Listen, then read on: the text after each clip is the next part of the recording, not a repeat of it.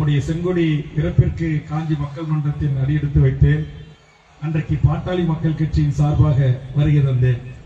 இன்றைக்கு நானே ஒரு கட்சியை உருவாக்கி அதனுடைய நிறுவன தலைவராகி இன்றைக்கு தமிழ்நாடு முழுவதும் தமிழக வாழ்வுரிமை கட்சி என்கிற ஒரு கட்சி நடத்தி வருகிறேன். அந்த பாகவந்தர் சொல்றாரு, மக்கள் மன்றத்துக்கு வந்த அதிர்ஷ்டம் அப்படின்றாரு. அதிர்ஷ்டத்துல எனக்கு நம்பிக்கை இல்லை, ஆனால் செங்கொடியினுடைய தியாகத்தின் மீது எனக்கு நம்பிக்கை இருக்கிறது.